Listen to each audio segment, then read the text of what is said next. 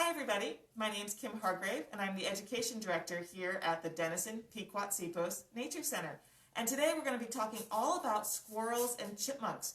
You may not realize there's over 200 species of squirrels and chipmunks found around the world, with one exception. That would be Australia. For some reason they don't get chipmunks and squirrels, but the rest of us do. And we get some really, really neat species. Even here in Connecticut, we have several different species. We have the most common one is the gray squirrel, and so we'll talk about him first.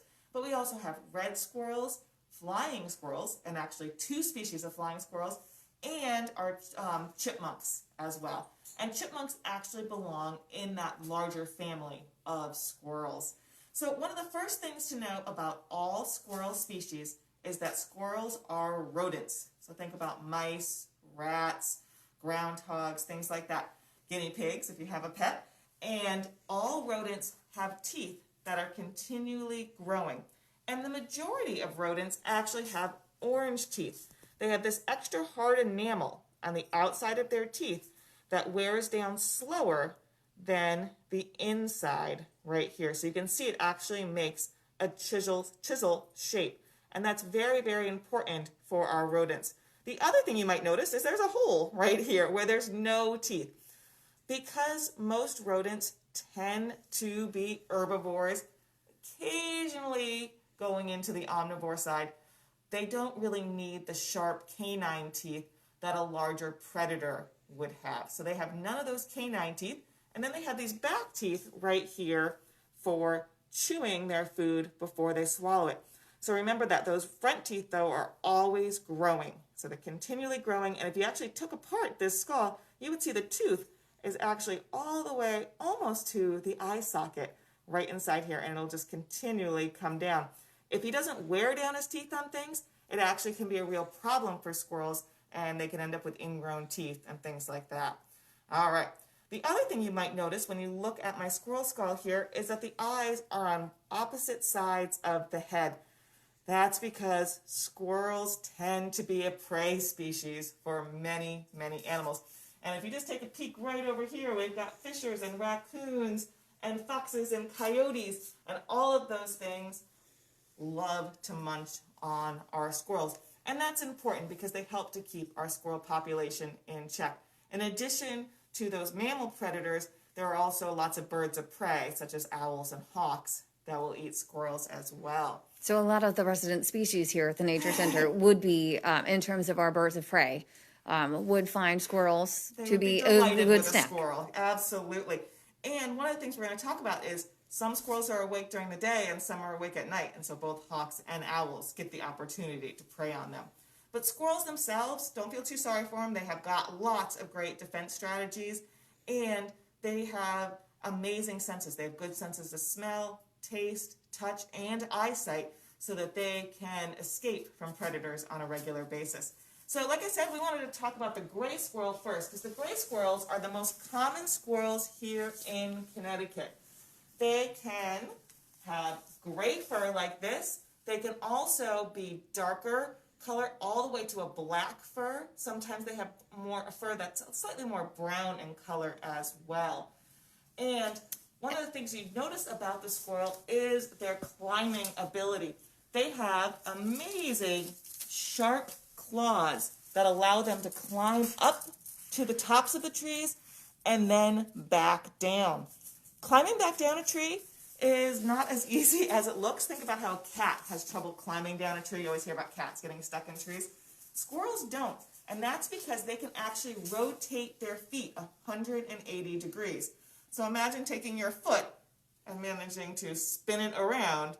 That would be very uncomfortable for humans. So that's a really interesting adaptation that squirrels have. It is. It's such a cool thing. And so they can actually run back down the side of the tree and go across the ground and up to another tree as well. Another really neat thing I think about squirrels is this is just a squirrel fur right here. That's why it's so flat. And so just the fur here. Look at its color of its belly. See how its belly is white? And then you see how the back has this darker gray. This one has a little bit of reddish brown in it as well. All right. And this is called counter shading. So squirrels have a neat adaptation that a lot of different animals have called counter shading. And what this does is it helps with camouflage. So when the squirrel is running across a log, let's say he's running across this log, this dark gray fur helps to blend in with the wood. But let's say something like our fisher cat is climbing up. This light color is going to help to blend in with the sky. All right, so... Right, because actually the way that you have it angled, we can see the sky of the mural behind you, and it blends in pretty terrifically. Yep. With that bluer, again, because, you know, the sky tends to have clouds and other things, blends in much better with that.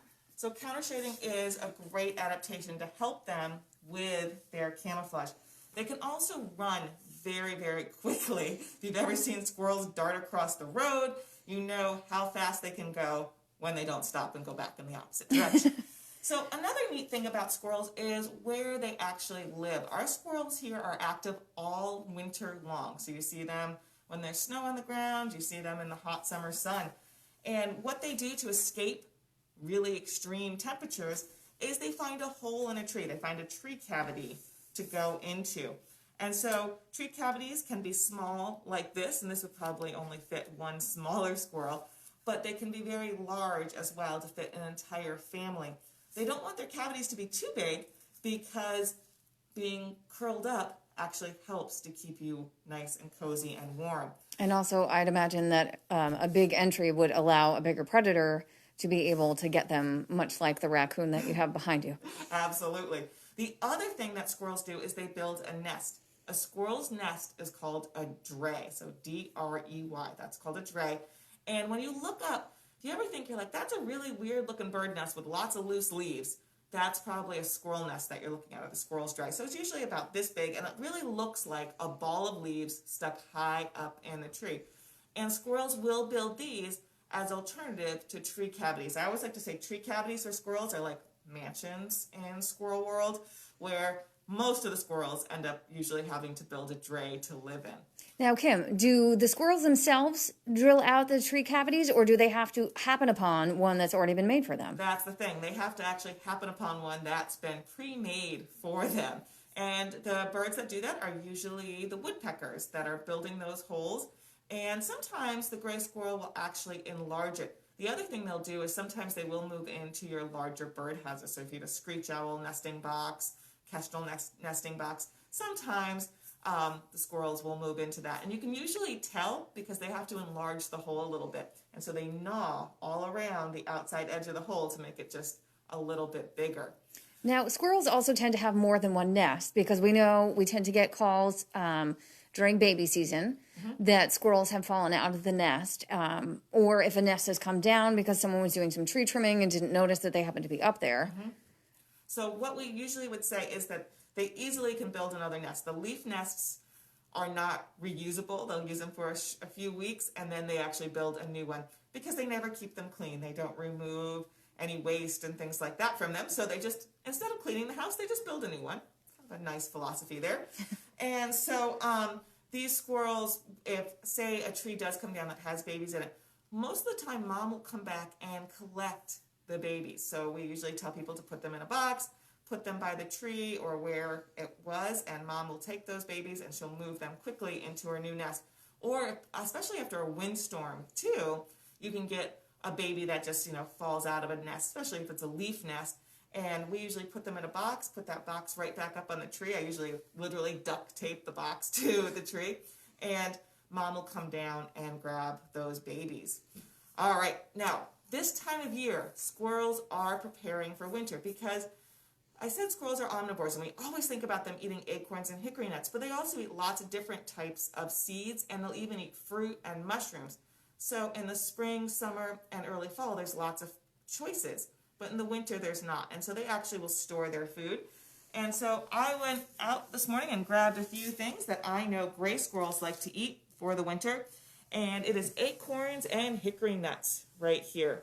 So if you look right here, we've got some acorns. I can see where the squirrels decide to eat some of these acorns already. Right, because that's just the outer shell, and they're actually eating the inner contents. Which is that nice nut meat right there. Remember, acorns grow into oak trees. The other thing they love to eat around here are hickory nuts. And I noticed here at the Nature Center, it is not seeming like it's a great hickory nut year. We had so many hickory nuts last year that I think our trees used a lot of their energy to produce a lot of nuts last year, and we're going to have fewer this year. Especially with the drought, I can imagine that takes more of a toll on the trees. So, but you can look right here, and when I look at this, I can actually see all the little tooth marks from where the squirrel was gnawing on it to get inside and get that nice juicy nut meat right out of that to eat. Now the other thing they'll do is they'll bury these. Gray squirrels are what we call scatter hoarders. So instead of piling all their stuff up in one spot, they hide one acorn here, one acorn here, one here, one here.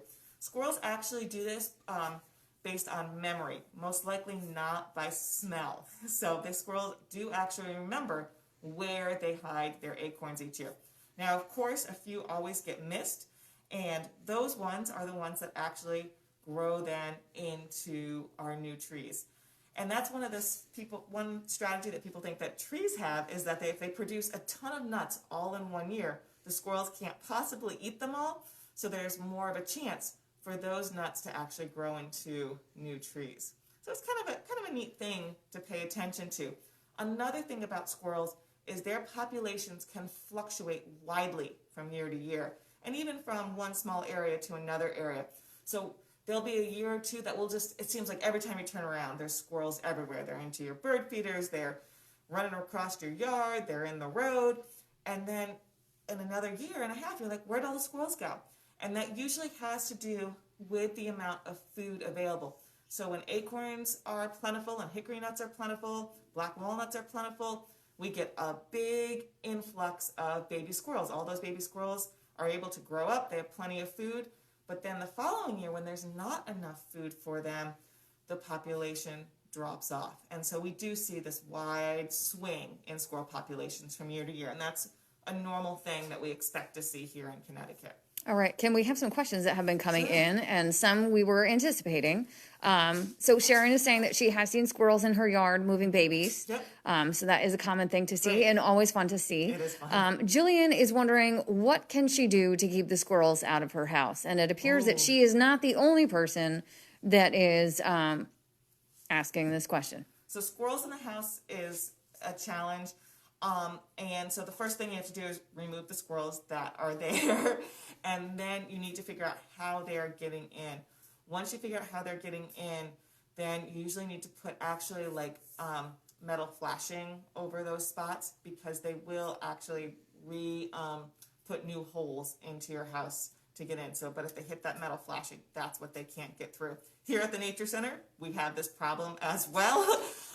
And so that's one of the things we had to do is we had to replace a lot of the flashing along our attics here because they kept on getting in. So we used the Have-A-Heart traps, trapped them, put them outside, fixed it immediately that day.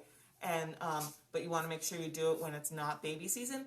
Squirrels should be finishing up with their babies. They usually have two broods here or not broods, thinking birds, two litters here in Connecticut, and their young should be pretty much on their way. But you really want to make sure you don't ever trap babies. You always want to make sure that you have gotten all the squirrels out before you seal the hole. Otherwise, that's a whole other issue that you would likely not want to have to deal with. Yep, but it's usually the real thing that's going to help in the long run is that metal flashing wherever you can find that they're coming in. You can try putting new wood up, to cover that metal flashing, but oftentimes they're smart. They have good memories. They keep on coming back. And there's some fun studies that actually show that their brain synapses actually increase this time of year to help with that caching. So they are very smart and much wiser than we often give them credit for. Because if we had to remember how many things we put in different spots, I can sometimes not figure out where I left my cell phone. So they're actually pretty intelligent creatures. Sharon is wondering, is it wise to feed squirrels, or will they become too dependent and keep looking for more? They definitely will keep coming back to the same spot. And so if you choose to feed squirrels, I wouldn't feed them. Don't go crazy. But it can be fun to put out those corn cobs and things like that. I would not ever put them close to my house though, because you don't want them to get acclimated too close to coming to people and things like that.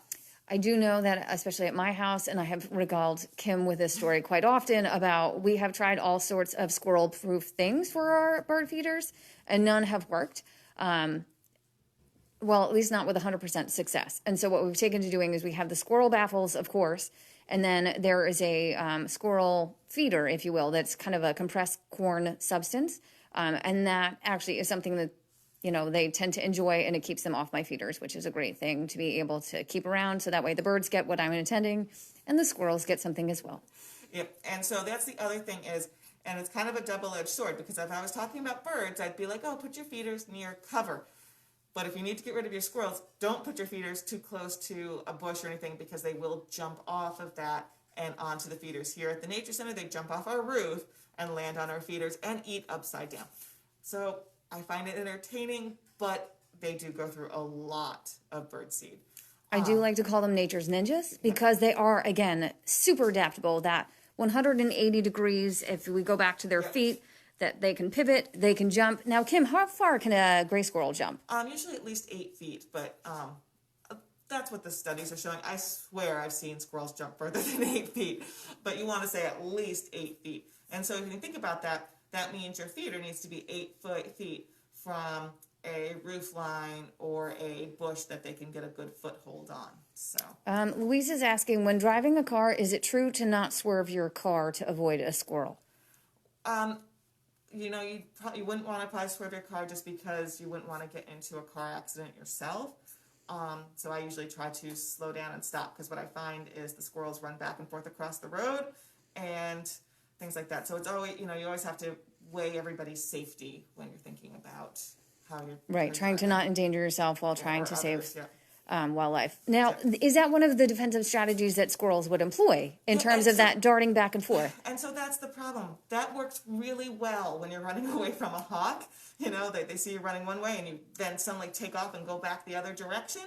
And that's, unfortunately, they perceive that car as a threat. And so they make that, dart one way and then dart the other. Unfortunately, it doesn't work very well with cars, but it would work a lot better if you were being chased by a fox or a hawk, something like that. So I wanted to talk about some of the other species of squirrels that we have right here. One would be the red squirrel. Red squirrels here in Connecticut are nowhere near as common as gray squirrels. So they're substantially smaller. So if you look at our gray squirrel right here, the red squirrel, tail and all, would probably only be up to about here.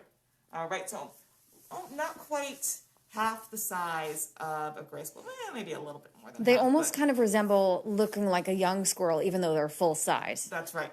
And they tend to have a brownish color. They have the name red, but don't look for bright red right there. So they have that brownish color. The thing about red squirrels is they love evergreens. And so here in the southeastern part of the state... And you have a great picture of this one sitting on an evergreen. That's right. We don't have them as much as you would up in the northern part of the state, where there are more pines and evergreens. And if you're going on vacation to Vermont, New Hampshire, Maine, those types of states, you actually have a lot more red squirrels there. Now, red squirrels are not social. They're extremely territorial, and so they're always yelling at all the other squirrels to leave their own territory. And their favorite food are not the actual pine cone itself, or in this case, this is from a Norway spruce, but hiding underneath all these scales right here are seeds. And unfortunately, I don't have any fresh cones that have the seeds, but what will happen is the red squirrel will take off these scales, and then underneath, they'll pull out these little tiny seeds from the spruce trees and eat the seeds there. So that is why they're always looking at these evergreen trees. Now, they'll eat other things. They'll eat mushrooms. They'll eat acorns and things like that. But pine cones tend to be their favorite. And they'll always usually go for the green pine cones where the seeds are very fresh. Now, remember what I said about gray squirrels? They're scatter hoarders. Red squirrels cache their food. So they tend to take all their food and put it in one pile, and then take another big clump and put it in another pile. So that way they don't have to remember where each individual cone or nut is, and they just have to remember big groups. So pros and cons to that, you find your pile, it's really good. However, if another animal finds your pile, you lose a lot of your food stores. So red squirrels are pretty cool that way. All right, now I wanted to talk about this guy right here. This is one of what seems to be a more popular or favorite squirrel. Absolutely. This is the flying squirrel right here. And flying squirrels are nocturnal. Here in Connecticut, we have the northern flying squirrel and the southern flying squirrel. The northern flying squirrel is not that common here in the state, very low population of them. They tend to be found more towards the northern part of the state and even further north. New Hampshire, Maine, upper New York, into Canada. That's where they have more of the northern flying squirrels. Southern flying squirrels go all the way down to the southern parts of the United States, and so you can find them in the Carolinas and Florida and things like that. Now, what's cool about this nocturnal squirrel is their ability to glide and leap from tree to tree. So what can happen is these squirrels have this flap right here. Just going to hold him delicately. This is this big flap of skin. You can see that he was part of our exhibit, so he's got a wire in him. All right, so they have this big flap of skin right here that connects their front paws to their back paw right here.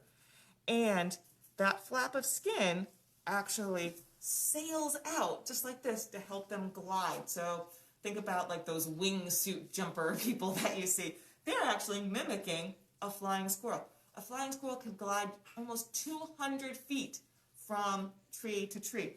Then they use their tails, and this guy's tail is a little rough, but you can see how flat his tail is right here. They use that tail then to adjust themselves as they're gliding down from one tree to the next, and then they usually land so that they're facing up the side of the tree, and they have to run up. You know, it's kind of like an airplane running on the runway there.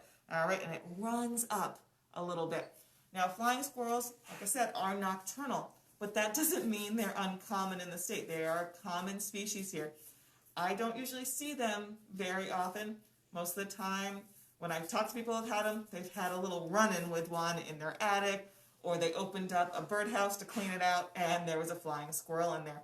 You often see them in the holes in trees, and they often will go into your smaller birdhouses, so like a bluebird house or something like that, they can fit into. But they wouldn't want to be in an open meadow. They're going to be out in the forested landscape because that's how they get from tree to tree. So they really depend on forests to survive. And they are much smaller than the gray squirrels. Much smaller, yes. On occasion, we have had what people have thought to be baby squirrels brought in, and then we get excited to realize that they actually have found a flying squirrel. Yeah, and you can really see that size difference right there. It looks like less than half of the gray squirrel. Absolutely, yeah. And these guys, very similar diet. They're also eating acorns, mushrooms, things like that. So they have other predators to worry about, though. Instead of having to worry about the diurnal predators, you know, the hawks and things like that, they are worrying about owls are a common predator of them. Coyotes also can be a predator of the flying squirrel. All right. One last one that I just want to talk about really quickly are our chipmunk friends. All right. From the stories and calls I've been getting here at the Nature Center this year, it's been a banner year for chipmunks. And like all squirrel populations, they can fluctuate greatly from year to year. And chipmunks just seem to be having one of those up years. So what chipmunks do is they make burrows under the ground. Usually when you see a chipmunk hole, it's only about 2 inches in diameter, and there's no soil around it. Sometimes when like a fox digs a den, you'll see like a mound of dirt next to it. Chipmunks actually remove that dirt from around the hole so that there's less likely for a predator to notice it. And unlike a mole tunnel, which you can actually see, you know, you step on the tunnels as you walk across your yard that are sticking up like this, chipmunk holes go down deep into the ground, and they usually have 2 entrances. They have a front door and sometimes people call it a plunge hole or an escape hole. And that way, if they're being chased, they can get into their hole very, very quickly. And if you looked underneath the ground at the chipmunk hole, what you would see is you'd actually see a couple different chambers. One of those chambers is where they rest and sleep, and another one is where they use the bathroom, and another one is where they actually store their food. So they will bring their food and that they're collecting right now in the fall, and they bring it down into their burrows. Chipmunks carry that food inside their cheeks.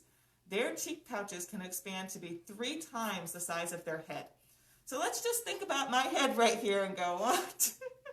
That is impressive. That would be a pretty amazing cheek pouches. So if you have a chance, watch a chipmunk. They're going to, at this time of year, they'll eat a few seeds, but then they're going to take those seeds and they shove them into their cheeks. I've seen them take whole oak leaves. It looks like they're eating them, but they're not. They're really just shoving it into their cheeks so that then when they go down into their burrow, they can spit it back out again to line their burrow with a few leaves. Now, chipmunks are different than the rest of these squirrels. Remember, these squirrels I said are active during the winter. They don't hibernate. So chipmunks don't really hibernate in the true sense either, but they are what we consider dormant.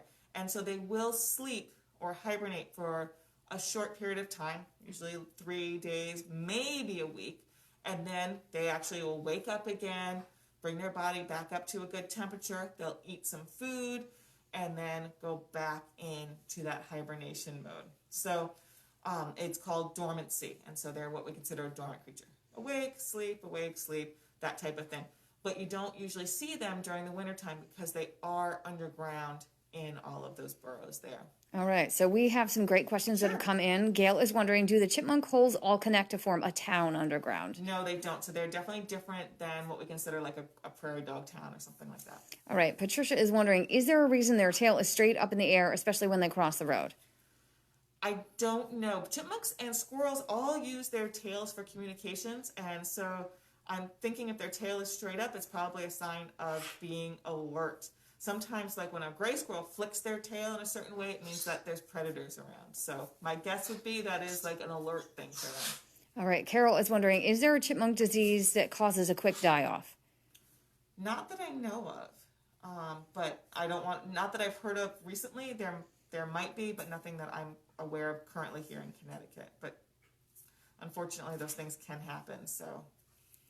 All right, and Rick Ogren was chiming in that he was up in New Hampshire over the weekend and saw a few red squirrels and about 1 million chipmunks. So again, you were saying that this tends, for whatever reason, seems to be a banner year for chipmunks. It definitely seems to be a banner year for chipmunks, and it makes sense that, further north you are, you definitely see more of the red squirrels versus the gray squirrels.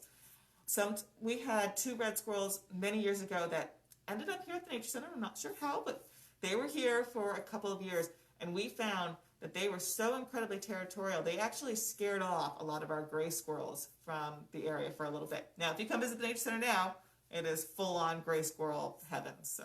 Which is really interesting to think about, again, because we were saying that the red squirrels are about a half a size of the eastern gray squirrels, and so they're small but mighty. Definitely small but mighty. One other thing that I just wanted to do was just to quickly play the sound of a chipmunk. So if you give me 1 second, just because it does sound remarkably like a bird, and so we often have people that are maybe a little less familiar with what their call is, hear them and ask us what kind of bird it is, only to find out it's a chipmunk.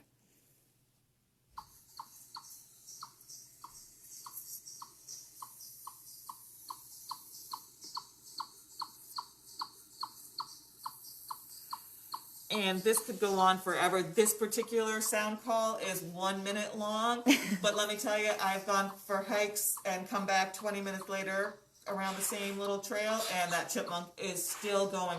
That is their territorial call, usually letting other chipmunks know that this would be my home, not yours, and so just kind of a nice little reminder. They also do that as a mating call as well, so really neat.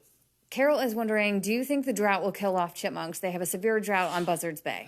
So I don't know if the drought itself will kill off chipmunks.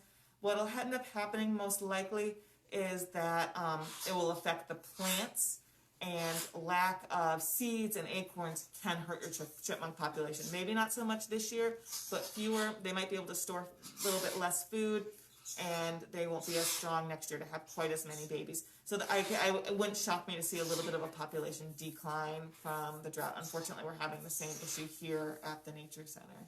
So we were talking about different colors of squirrels, and the reason I'm going above your head is we have, again, that example of an eastern gray squirrel. Yep.